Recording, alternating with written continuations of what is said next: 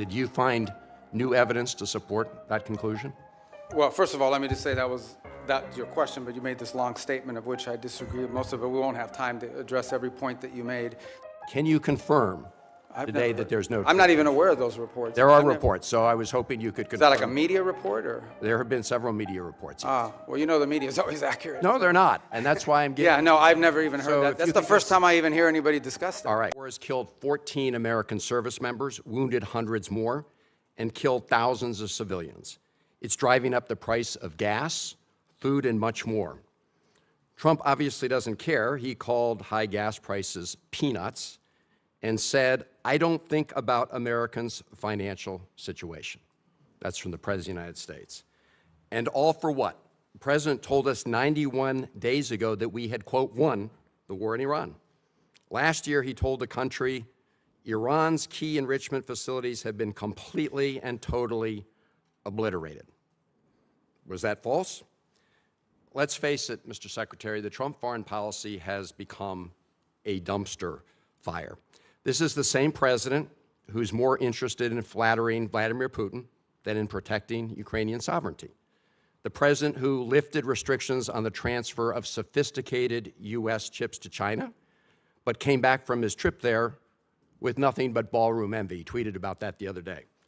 This is the president who brought on Elon Musk to take a chainsaw to AID, which has enabled the current Ebola outbreak in the DRC. We've also witnessed corrupt crypto deals with the UAE royal family that have enriched the Trump family at the expense of our national security. We've seen an administration engage in extrajudicial killings in the Caribbean, hijack Venezuelan oil, threaten to invade Greenland, and weaken the NATO alliance. Here at home, a Reagan-appointed judge said that you and former Secretary Noem abused your powers when you locked up and still seek to deport students for protesting the destruction of Gaza. The Reagan-appointed judge said you did that, quote, primarily on account of their First Amendment-protected political speech.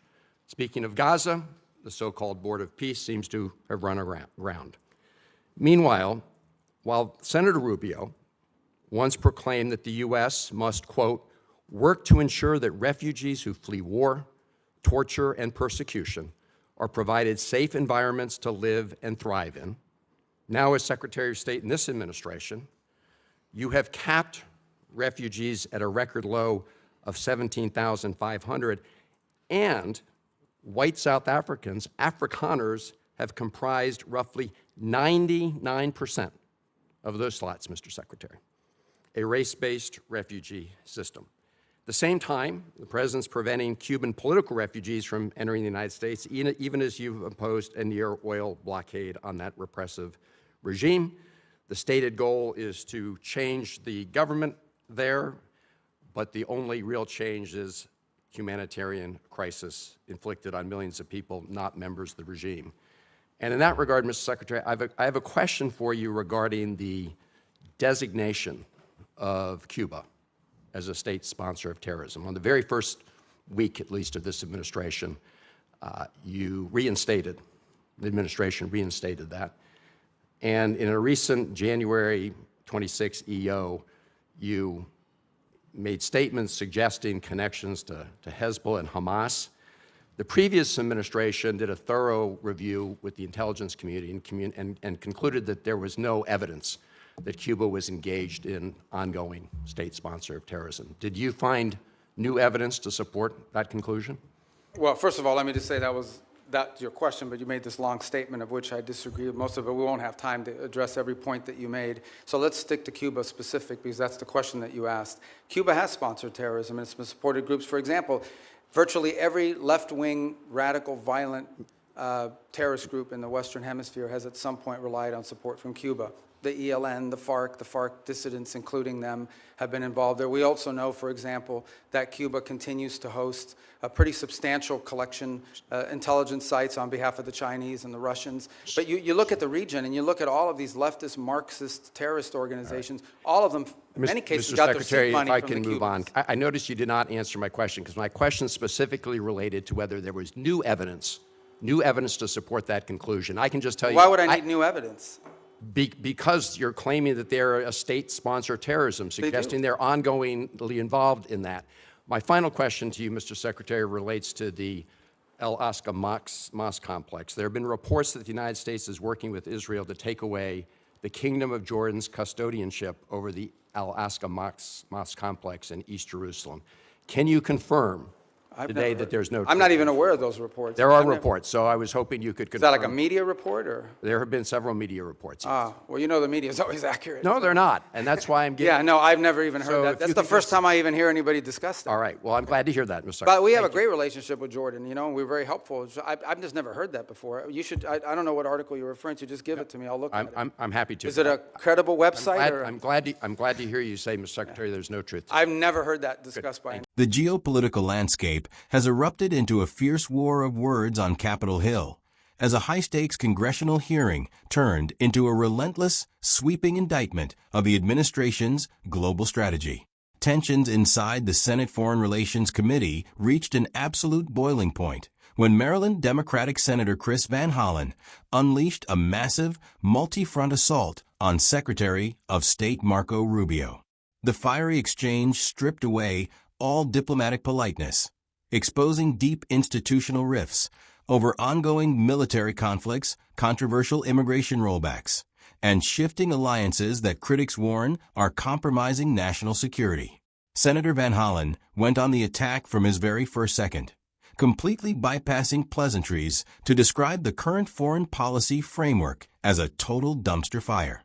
Van Hollen aggressively targeted the administration's conflicting narratives surrounding the war in Iran, pointing out that despite presidential declarations of an absolute victory just months prior, the ongoing conflict has cost American lives, wounded hundreds more, and sent shockwaves through global food and energy prices. The Maryland senator did not stop there, painting a bleak picture of global instability by rattling off a list of highly controversial maneuvers. He slammed the administration for lifting sophisticated microchip restrictions for China, enabling an Ebola outbreak in Africa through severe humanitarian aid cuts driven by Elon Musk, and allegedly engaging in corrupt cryptocurrency deals with the UAE royal family to enrich private entities at the expense of American security. Van Hollen also brought up a stinging domestic rebuke, citing a recent ruling by a Reagan-appointed judge who declared that Secretary Rubio and former Secretary Kristi Noem had systematically abused their powers by locking up and attempting to deport students for participating in First Amendment-protected political speech protesting the destruction of Gaza.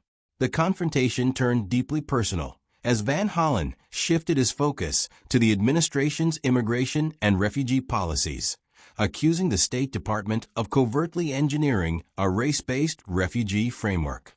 The senator sharply highlighted that while historical quotas have been gutted to a record low of just 17,500 slots, white South African Afrikaners comprised roughly 99% of those accepted positions. He contrasted this with a near-total blockade preventing political refugees from Cuba and Cuba's designation as a state sponsor of terrorism. Van Hollen directly cornered the secretary, demanding to know if any actual, verifiable intelligence supported the administration's recent executive orders linking Cuba to ongoing international terror networks like Hezbollah and Hamas, or if the designation was purely a political maneuver. Secretary Rubio refused to back down an inch, meeting the intense wave of accusations with sharp defiance and a flat refusal to let the committee control the entire narrative. Rubio firmly pushed back against the sweeping characterizations, stating that he disagreed with almost every single point Van Hollen made. While acknowledging they lacked the time to debate every accusation, Rubio chose to aggressively defend the hardline stance on Cuba. He argued that the island nation has historically nurtured left-wing, radical, and violent Marxist organizations across the Western Hemisphere, noting that groups like the FARC and ELN have consistently relied on Havana for critical support. Rubio also justified the severe sanctions by pointing out the pressing national security threat posed by Cuba, continuing to host substantial intelligence and espionage sites on behalf of the Chinese and Russian governments. The final flashpoint of the hearing centered on a highly sensitive diplomatic rumor concerning the Al-Aqsa Mosque complex in East Jerusalem. Van Hollen pressed the secretary on whether the United States was actively working with Israel to strip the Kingdom of Jordan of its historic custodianship over the holy site. Rubio completely dismissed the allegation, turning the tables on the senator by demanding to know if his source was simply a collection of unverified media reports.